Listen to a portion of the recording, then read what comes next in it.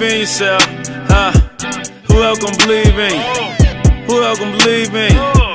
Who else gon' believe in you? You believe in yourself, yeah. Who else gon' believe in you? Who else gon' believe in you? Who else gon' believe in you? Thanks everybody for joining the Manny Hall Show once again. Another great episode. I have as my guest today, Dru Thompson. We're about to get it in. Y'all, it's going to be a really great interview. You're going to learn so many great things about this young lady, the journey that she has been on as an entrepreneur, and all the great things that she's doing within the city of Cleveland and around the world, really. So let's get it in the Manny Hall Show. Hey, how are you? I'm fine. How are you today? I'm doing amazing. Please tell me your name and what you do. Dru Thompson, owner and designer of Dru Christine Fabrics and Design. Awesome, awesome. So tell me how you got started in your journey as an entrepreneur. So I was self-taught in sewing by age 13. Oh, so wow. I kept sewing, taught myself. I ended up going to college. I kept sewing for people, entrepreneurship from an early age. I did college fashion shows. After graduation from University of Akron, I lived out in Los Angeles for a little while, worked in the industry there. Nice. Came back to Cleveland, Yeah. married, divorced, Okay. had to get it together. Yeah, So- that's understandable. So this is your shop right here. Yep, this is my place. So, This is where you do all the great design work, huh? Yep, so this is my third shop. So Okay. I started off in Cleveland Heights. I had a spot there. That was my first place. I've been in business 5 years. It'll be 6 in August. My second shop was at the Waterloo Arts District, which was a really place that showed me a lot of love. I had some good experiences there. So I needed bigger space. So I Yeah. have double the space now at this, and this is Lake Effect Studios. Gotcha. This is in the Superior Arts District. So this building that you're in is full of artists, photographers, welders. So I'm right at home. I'm right in a nice I love creative that. space with a lot of creativity. I love It's that. a closed environment. As you saw when you come in, you have to buzz to get in. So Yeah. we can actually work and create. So it's always something going on. Yeah, without all the interruptions of Yep. people coming in and out. Yep. So did you have this passion when you were a kid? Yep. So 13, I was sewing, making clothes. So I was bad. Yeah. Mom put me on punishment. Okay. Couldn't do anything but mess with the sewing machine. So Wow, okay. That was it. Yep. That's what's up. So you just have a strong passion and desire to get things done and have people look amazing with clothes. Look amazing towards clothes. That was my initial goal. Now, as I'm a little bit further in my design journey, I've been sewing for 30 years now. So now I'm more into trying to teach sewing, teach Gotcha. about entrepreneurship, teach about image workshops. So now Yeah. I'm more secure in my talent. I've realized I can teach the next generation to have, the same experiences I had. That makes sense. Yep. So as an entrepreneur, like what made you say, I want to actually start getting paid for this and this is what I want to do full time instead of going to a regular traditional job? I did do traditional jobs. It's just at 13, I started sewing for people. By 19, I was taking clients doing, I don't know if you remember, hair shows in Cleveland were huge. I should make a lot of money off of that. So by 19, I was sewing for people, making money. I went to college. I still was making money, Yeah. off people. Entrepreneurship just kind of fell on me. 39, I found myself in the midst of being almost divorced, almost 40, lost my job. Nothing I could do but sew. So that's what I did. Sat in my house and made clothes, and it just came to be that. But I had professional jobs before. I worked in every part of the industry, in fashion and all kind of stuff. But I the love it. universe just kept pushing me back to entrepreneurship. So here I am. That totally makes sense. Yep. Now, give me like a little bit of a tour around here and show me some of these things and some of your pieces and how you do your thing. So this is Dru Christine Fabrics and Design. So the name is in what we do. So we sell fabric. So if you Google vintage fabrics, my store will come up. So we have vintage fabrics here. I like to put everything together by color code or whatever trend is coming in. Okay. So I'm slowly putting in some spring items. So this is kind of the color codes coming in for spring. Okay. So we sell fabric. And these are some of my clothes that I actually make in my designs. And that's one of the good things that I love, and I still never get enough of people coming in and buying stuff that I make and I design. So this is some of the prints that I show for fall. This is the crease skirt, one of my best sellers. I sell at least 2 of these a week. It's just a lot of women like it, a lot of all sizes. It's the tie waist skirt, pockets, all colors, all sizes. People love them. I sell the long version, and then I sell the shorter version here. So that's the Cree. Gotcha. And that's the Sophie. So I'm always gonna have those. More fabrics, oversized bow ties, all this stuff I make. So everything you see in here, I make. When people come in and they say, "Where's your portfolio?" I'm like, "You standing in it." Everything in here I make. Wow. So I also do quite a bit of bow ties, Yeah. neckties. So you see I got Black Panther, kids neckties. My online sales, I do a lot. So I always keep a full stock of this. Actually, my online business does pretty well. So that's why you'll always see a lot of Browns, Cavs, Gotcha. Warriors, whoever. But that's where I make a lot of my money. We also have a small reference library in here. It's gonna grow as it gets bigger, but people can come in here and look through pattern books, and these are some of my books from college, so they're really old magazines. More of my things that I make. I make the earrings. I don't let any fabric go to waste. Head wraps, necklaces. We got the buttons, scarves, artwork. I like to display a lot of my friends' artwork in here. Just, like I said, keeps the creativity going. Yeah. So yeah, it's just you come in here, so it's a full color explosion. My design idea with this shop was to remind you of like a sleek attic. You ever go in like an older person's attic who got all this fashion going on? This is what it reminds you of. Yeah, so that's absolutely. why I like all the prints and all the different stuff. So it's just an explosion of color. I like it. Yeah. I like it. So what sets you apart from other artists that's really creating some amazing pieces? Not necessarily. Well, if you look at a lot of my designs, they're all really simple silhouettes. I just like to use a lot of print. So Okay. if I'm using only a color, it's always a bright color. So all my silhouettes are pretty much the same. I do a lot of custom work, so I guess not necessarily what sets me apart, but once you come in my store as a customer, it's a total experience. You don't have to do anything but show up. I get your fabric, I get your notions, you come in here and look at everything. So people like to deal with the customer experience, and they feel like they're really paying for what they're coming in here for. I get everything. You don't do anything. Wow. So customer service and just making the customer like really, really embrace the experience is what people like. Okay. So, and I guess in a sense that is kind of what sets you apart, because like you really make sure that you focus on the customer, making it as easy as possible for them. Yeah, it's just, people don't have a lot of time, so Yeah. we do a lot of stuff online. I try to answer customers back. Just try to value their time and, come in and get Yeah. your stuff made. But we also teach sewing classes too, so we're moving to the next level of teaching sewing, teaching workshops. Now, is this for adults or kids? We do adults right now, but I'm actually about to go into the kids in the spring. Oh, nice. We'll do a spring break sewing camp for kids. Taking your kid to, you going to work, drop your kid off. I'm gonna keep them for the whole day, Lord. We're gonna see how this works. But from 9 to 3, they come in, learn how to sew when they leave. Because that's when I learned when I was younger. And I think that's a good skill that kids need to have. So Absolutely. Yep, so we do all kind of sewing classes in here too. That's why I had to need the bigger space. That makes sense. Yep. Now, you talked about when you were a kid, like, hey, I'm on punishment, I can't do nothing else, so I'm about to sew. Do you feel that sewing is like a stress reliever? It just kind of gets you to a place of peace? Oh yeah, it's so relaxing. That's like the best. If I could sit and sew all day, I'll be so happy. But unfortunately, as a creative entrepreneur, I get to sew probably once a week for 3 hours. So that's one thing that people don't realize as a creative entrepreneur. You spending maybe 10% actually creating. The other percentage is hiring and internet stuff. And it's just so many other things you really don't get the chance to create. I get really jealous when my employees are in here sewing because I can't. But I love it. When I do get a chance to do it, I do love it.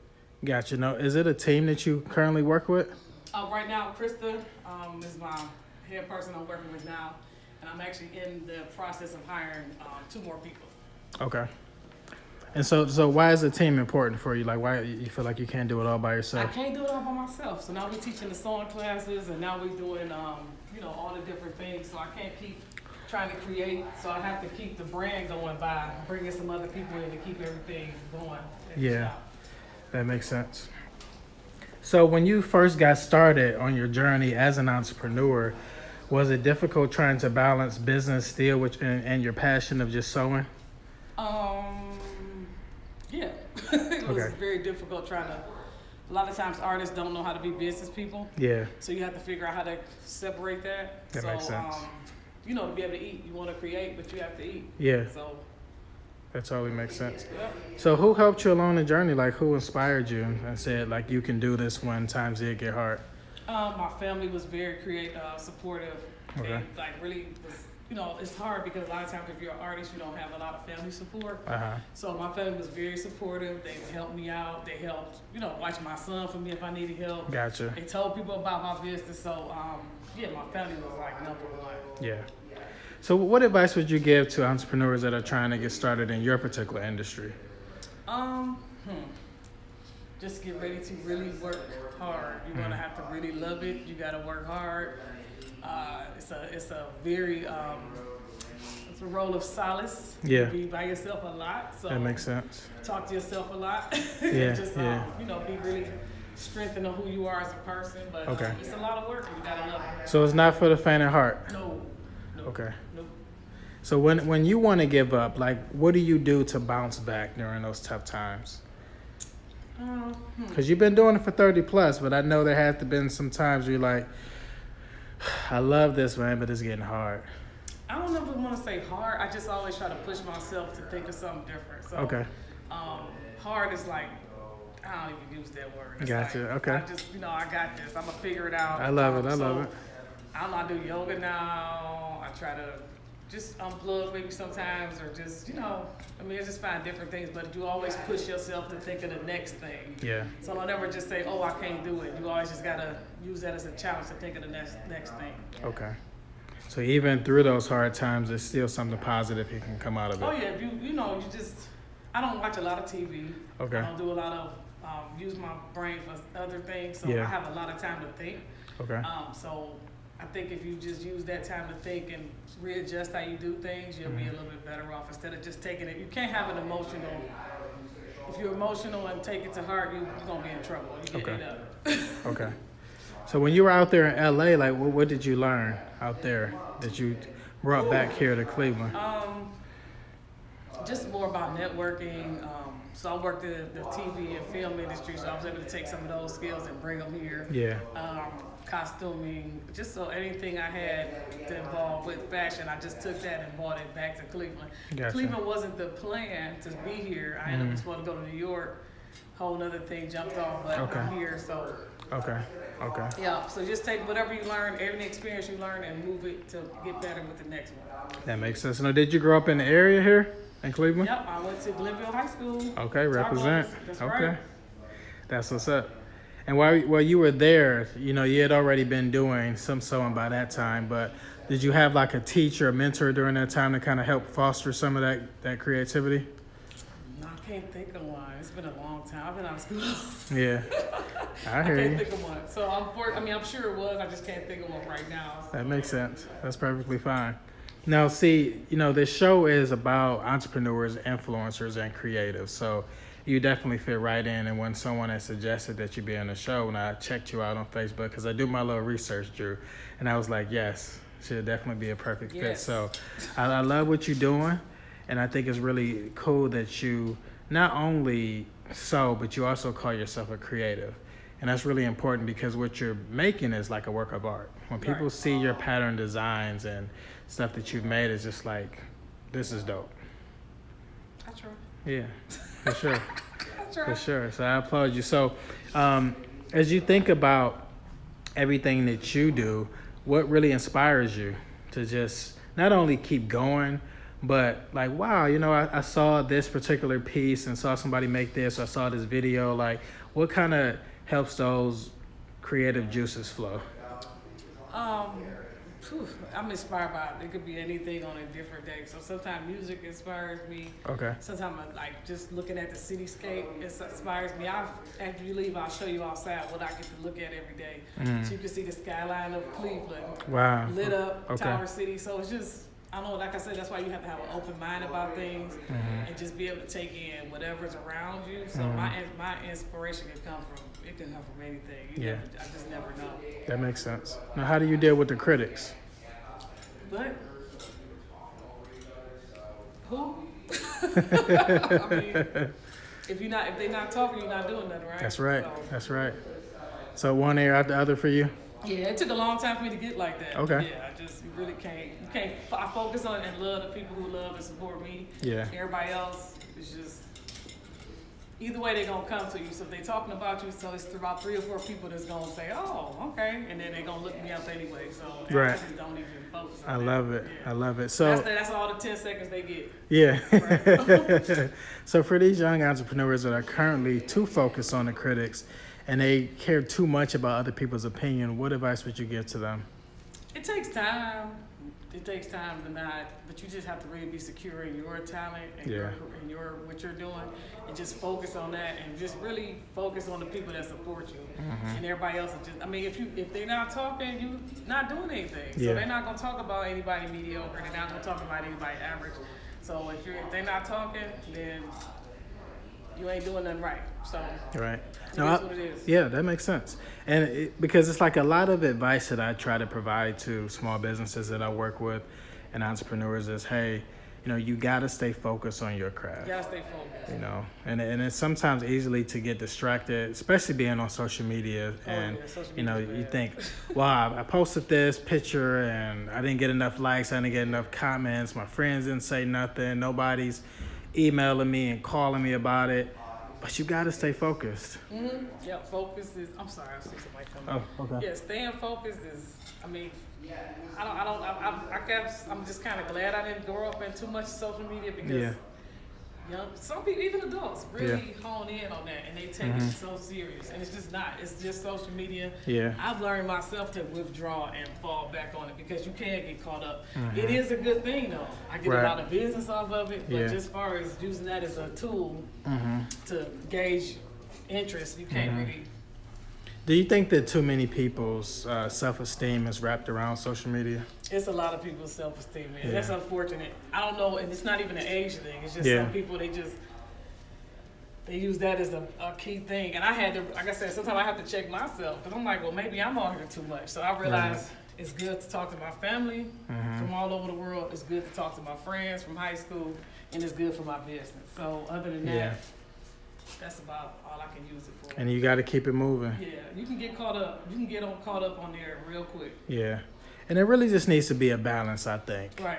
I mean, because some people like to demonize social media like it's a really bad thing, but it can be a really positive thing as well. It's amazing. I'm reaching out to people I never would have reached out to, but at the same time, you do have to use some type of balance. And I do see sometimes entrepreneurs, they so caught up in themselves, and they don't get that entrepreneurship really isn't even about you. It's about your customers. So you can't be on there bragging about money and bragging. Yeah. That just don't look. No, yeah. So sometimes I see some of my fellow entrepreneurs, and I'm like, right. Ooh, you shouldn't have said that. Right, that makes sense. That totally makes sense. Now, why do you love this so much? Because it's like I see this shop, you got some great pieces here.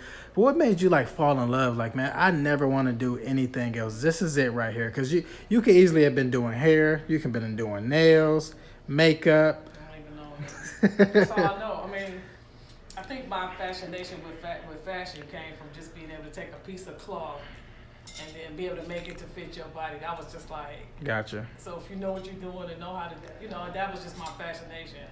And then as it went on, you realize as you sewing, it's not just sewing. You connected with people. I mean, I do prom dresses, I do weddings. And for that moment in time, you were a part of that person's life. Like you're making even if you don't see them again, you were a part of that person's life forever. Yeah. So just the personal connections that come from it, that's what I enjoy.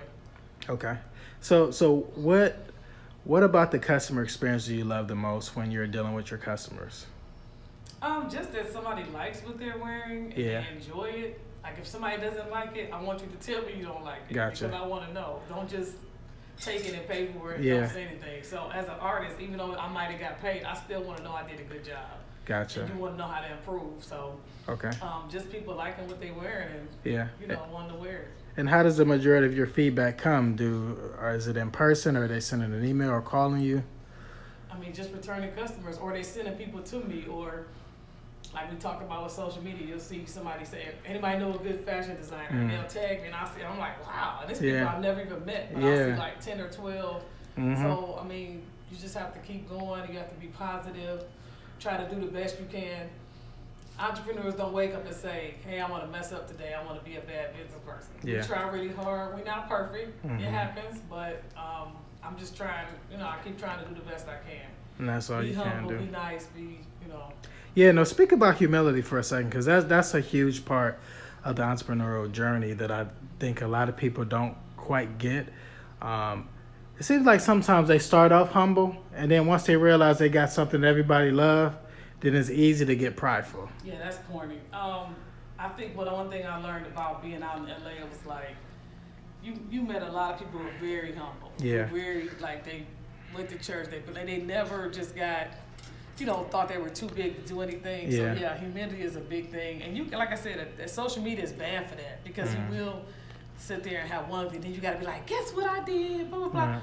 And that's okay to, pat yourself on the back, but you have to figure out how to word it differently so it don't look like braggadocious. Yeah. So sometimes I see people, I'm like, dang, do you got to brag? Do you got to, Right. what is that? Yeah. And you support them and be glad, but yeah, the ego, that can tear you up. So you always got to be humble, because the universe will humble you if you don't humble yourself. Yeah. Yeah. And it does it every time. So absolutely.